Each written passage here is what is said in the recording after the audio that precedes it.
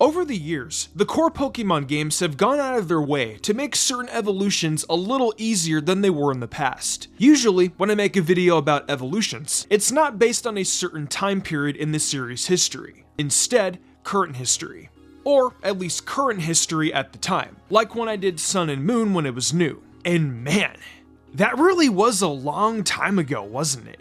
So we're going to talk about 5 Pokemon that used to be hard to evolve. Pokemon that, over time, Game Freak made easier to evolve due to how rough it used to be, intentional or not.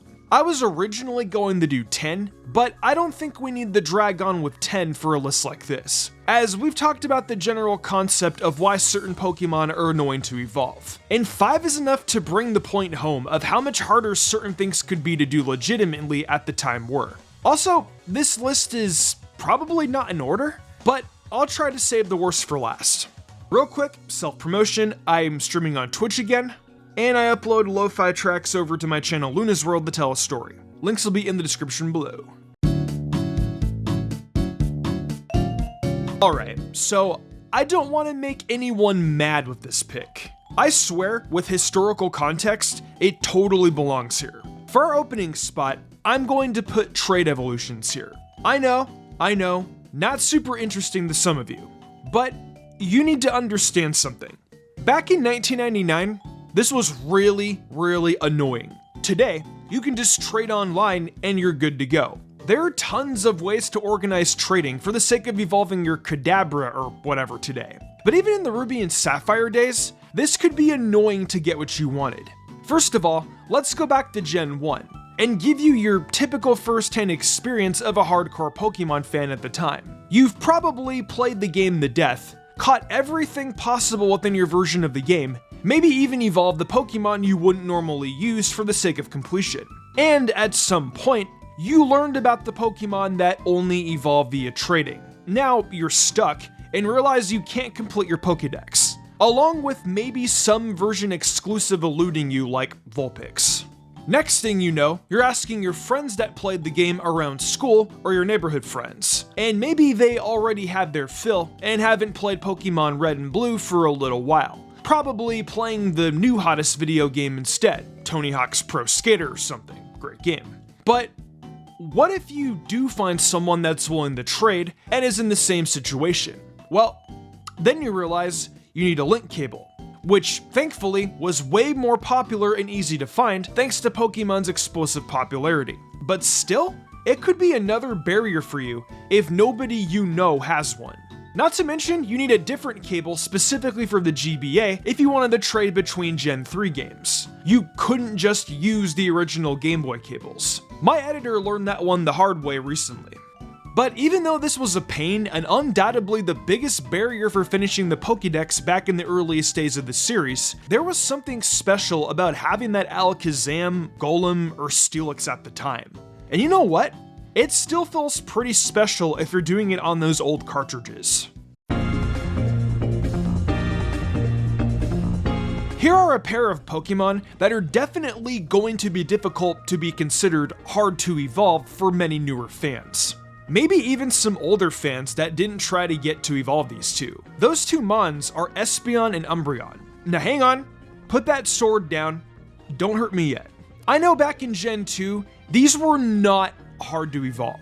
The biggest challenge in those old Johto games was getting them to evolve before the Elite Four, if you weren't taking your sweet time with everything throughout the region daily. Actually, for that alone, I suppose they could be considered for a spot. But that's not the main reason they're here. They're here because of Gen 3. Somehow, they made these more difficult for certain players to get than in Gen 2.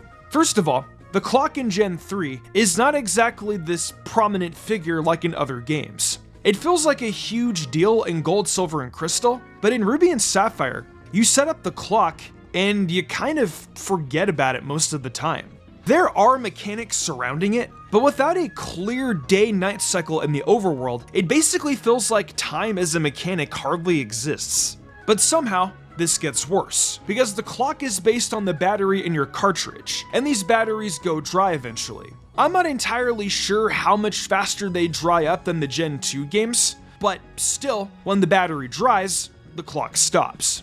the game is essentially stuck at whatever time the game was at when the battery stopped working. And that means if it's stuck during the day, you can't get Umbreon as an evolution anymore, and vice versa. That means you gotta solder a new battery into your game's motherboard. Another little project. But the game's clock won't move until after you start a new file after you put in that new battery. Then you can do the process as normally. See why this used to be a pain? It's not like you could trade from Gen 2 to 3 either. And Fire Red and Leaf Green didn't have any clock system, so you could only get the classic evolutions from those games. Just a total pain under certain circumstances during the GBA era. There was a way to transfer them over from Colosseum, but that's not technically evolving Eevee into them, so not counting that method. Also, damn, look at those Colosseum prices. Good luck doing that authentically today.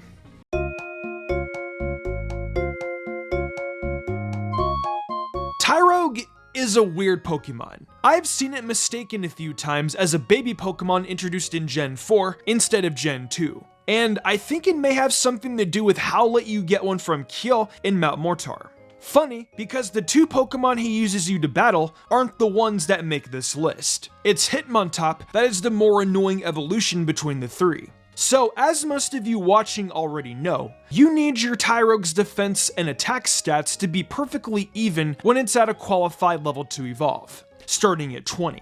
Then it'll evolve into Hitmontop instead of Hitmonlee or Hitmonchan. This was such an odd mechanic for Gen 2, where you'd think the weirdest evolution methods would be trading with the Held Atom or something, the Held Atom mechanic being new for the time in general. So, figuring this out in general was already pretty bad.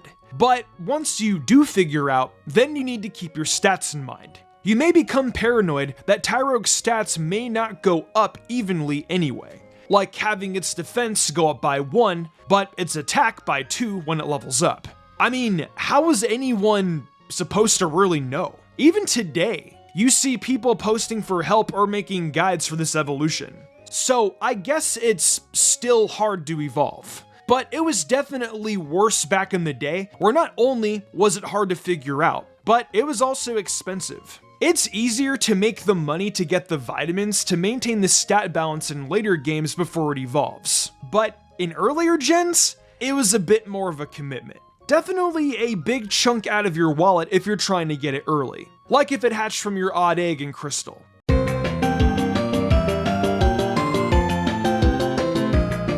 I'm gonna keep this one brief. This spot goes to all the Pokemon with high level requirements, or are somehow tedious like Magikarp. These requirements have remained the same. Magikarp still evolves at level 20, but the game was less generous about experience and grinding back then. Experience shares vary from game to game, but anything before Gen 6 is way weaker than what we're currently used to. In Gen 1, the XP All item was very grimy about how it would share experience, and wouldn't give extra XP if one of your Pokemon had fainted. It was basically like XP lost. Apparently, this is a bug, but it wouldn't surprise me if that was intentionally kept that way in-game if the developers discovered it, especially when you consider the sensibilities of grinding in RPGs in the 90s. It's hard to do shoutouts for which feel the grindiest. But Dragonite in Gen 1 is a pretty classic example. Hydreigon's level 64 requirement was also pretty crazy.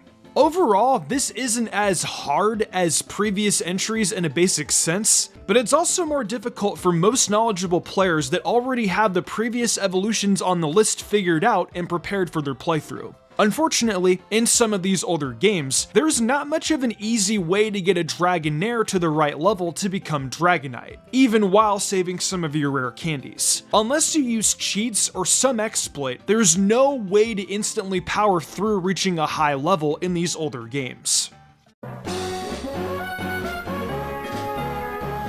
And here we are. You knew this one was coming. Milotic. Where do we even start? First, you need to catch a Feebas. We talked about this in our hardest to catch video.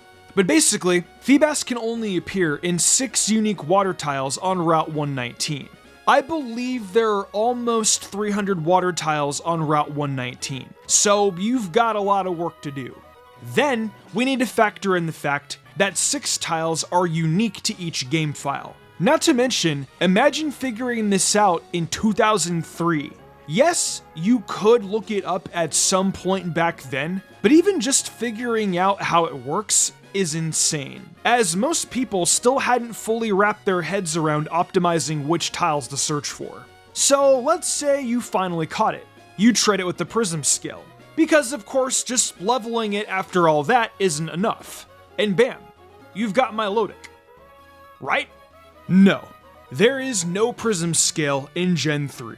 In its debut generation, you needed to raise its beauty level to a certain point. Then, the next time it levels up, it'll evolve into Mystmagius. There are fans, hardcore fans mind you, that probably forget that this is a stat you can raise, because it's kind of detached from the main game's battle mechanics. Not everybody understood how Pokeblocks worked. So it's another thing that you need to get into in order to evolve that Feebas. At the very least, you can control this element, whereas catching Feebas could potentially be a grind that'll drive you insane. It's a little weird to think the hardest part of getting Mystmagius is catching this innocuous looking fish. And it did make having a Mystmagius feel very special in RSC. But at what cost? And those are 5 Pokemon that used to be real hard to evolve. Did you have any of these back in the day? Specifically Pokemon like Hitmontop and Mystmagius? Were you insane enough to get Mystmagius legitimately back in the day?